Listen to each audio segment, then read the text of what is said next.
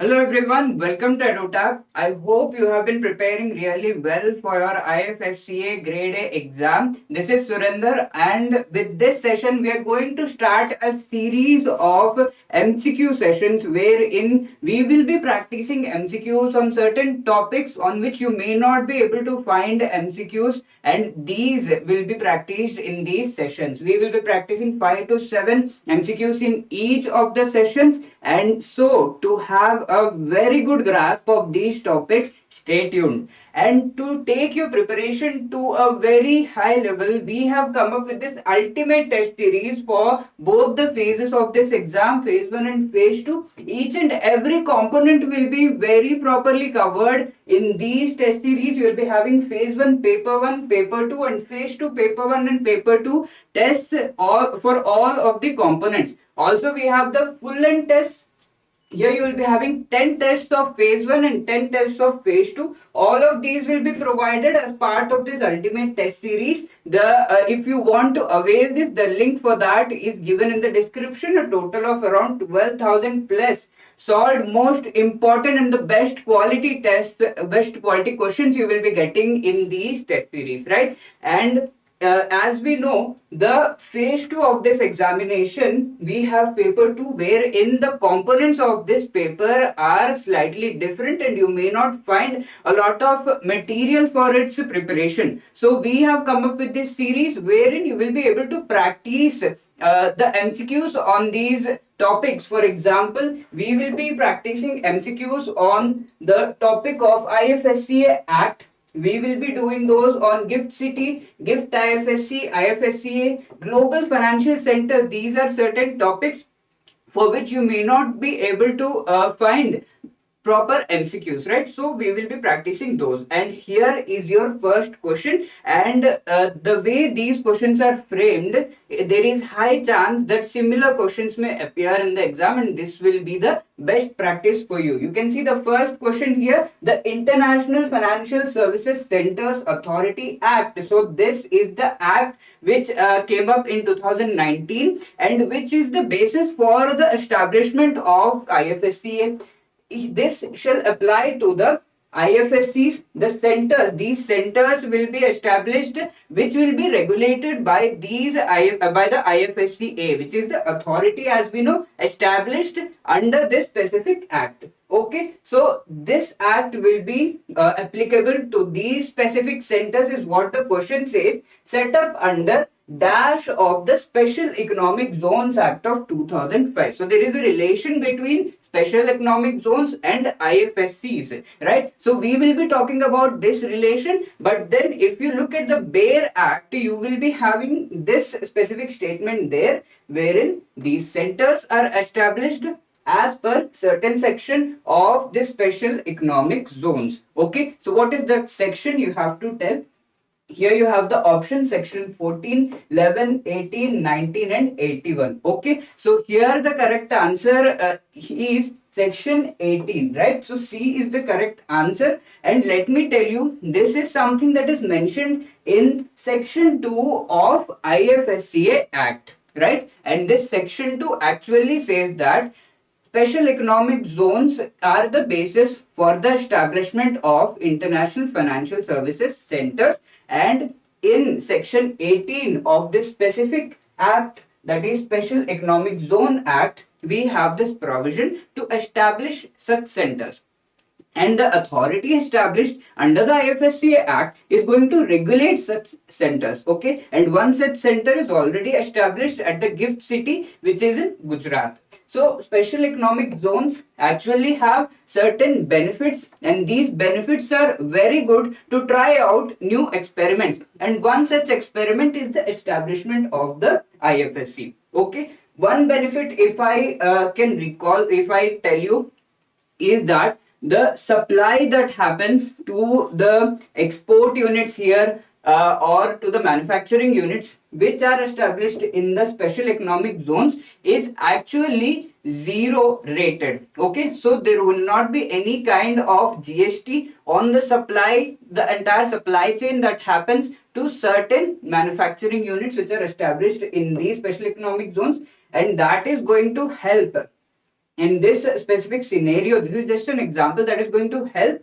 the various units that are set up as part of the IFSC. Okay, so they can take certain loans, or they can take help of certain units, the banking units which are present here, right? And all of these activities actually enrich each other. So in total, special economic zone is something that is going to enrich and help in the establishment of IFSCs, which they themselves have certain benefits, right? So that was the first question. Here is the second question. The main aim of establishing International Financial Services Center Authority is. So the Act also mentions the main aim. Let us have a look at the options. Assist the regulation of financial institutions by RBI. Okay, so there are certain financial institutions which will be established in these centers, and RBI, the statement here says that RBI is going to regulate them, and this specific IFSCA is actually going to assist RBI in that, in the International Financial Services Center in India. Okay, so whatever units the financial institutions are established within the IFSC, this specific statement says that RBI is going to regulate them, and our IFSCA is going to assist RBI in this specific regulation. Okay, is that right? Second statement here says assist the regulation of insurance companies. Insurance companies can also be established within IFSCs, and this is regulated by IRDAI. Is that the second statement says, and IFSCA is going to assist in that. Okay, this is the second statement. Regulate the financial and insurance organizations of foreign entities only in the IFSCs.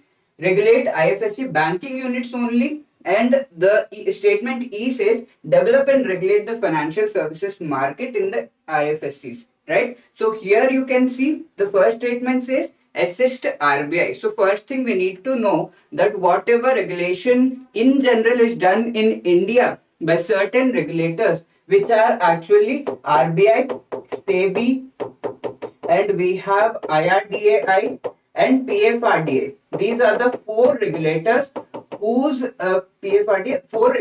whose regulation actually is something that is the basis of the establishment of various financial and other institutions and activities in India. But if you take this specific zone of IFSC, all of these functions are actually carried out by the IFSCA. Okay, so RBI, IRDAI, SEBI, and PFRD are not going to regulate any of the institutions which are in the IFSC. It is the complete mandate of IFSCA to do that. So these both statements, no, IFSCA is not going to assist RBI, it is not going to assist IRDAI, and also it is not just about only foreign entities, or not just about banking units. It is about developing and regulating all the financial service market that is present in the IFSCs. Okay, here the word only is something that should not be here,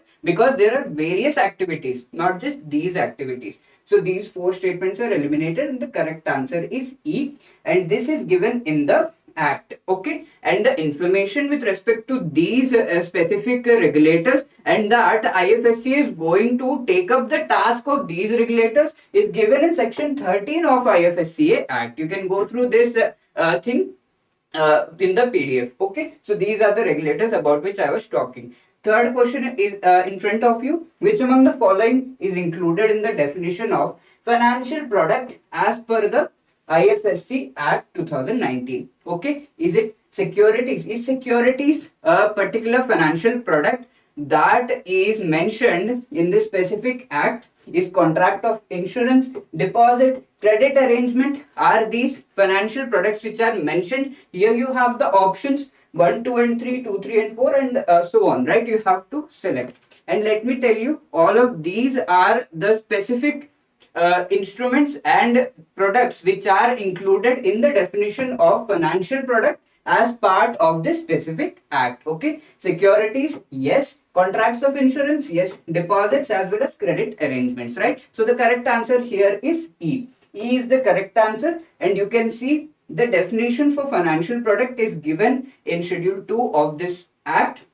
which consists of all of these, right? You can go through them in detail from the PDF. Here is the fourth question. Very simple, I think. And with this, we will be learning one specific kind of way, I would say a trick to answer such questions. Which among the following establishes International Financial Services Center as per the IFSCA Act? Okay, the authority is established as per the IFSC Act, and this specific act gives the power to establish the authority to which of these entities, that is what is asked here. Is it Prime Minister, Cabinet Secretary, State Government, Central Government, or is it high level committee including members of RBI, SEBI, IRDAI and PFRDA? Okay, before proceeding, let me tell you most of the powers are given to the central government as part of this act. So you can rightly guess for most of the questions of such type that the answer is going to be central government, and here also the correct answer is central government, and there is no role played by state government in most of the provisions of this act. So this is always eliminated. It is not Prime Minister, neither Cabinet Secretary, and there is no high level committee which is formed by the members nominated by these regulators. Okay, so this is something that you need to keep in mind, and you can slightly eliminate. You can think of eliminating if you get such kind of questions. Right, so here the correct answer is D, and this is something that is given in section 4, which is the basis for establishment of this authority.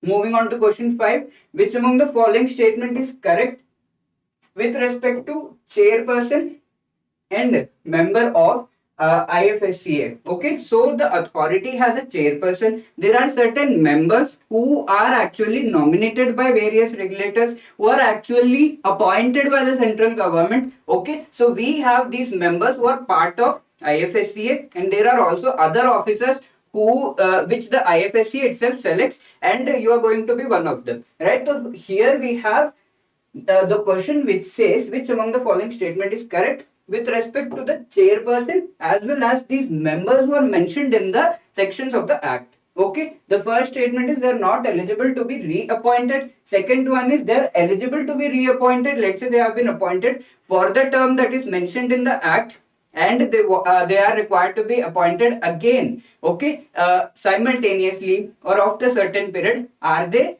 eligible to be reappointed? That is the question. They can be reappointed only if they are of age less than 60 years. They can be reappointed only if they have special knowledge of finance, or none of the above. Here, let me tell you, the chairperson as well as the members of IFSCA are actually eligible to be reappointed, and the specific provisions with respect to that are given in section 6 of this specific act. Okay, section 6 actually deals with the term and appointment related provisions of the chairperson and the members. It also deals with salaries and allowances of the chairperson as well as members, also resignation and removal related provisions of these people, and further employment related provisions of them. Okay, you can find them here. All the clauses are given. We will be going through each of these through the MCQs later on also. One such MCQ has been given wherein it is really clear that they can be reappointed, but there are certain conditions which we will be dealing with later on in the MCQs that are going to be practiced in the further sessions, right? So this was the first session, and here if you have any other queries in this relation, you can call us on 8146207241, or you can drop a mail at hello@edutab.co.in. I hope this session helped you. All the best. Thank you.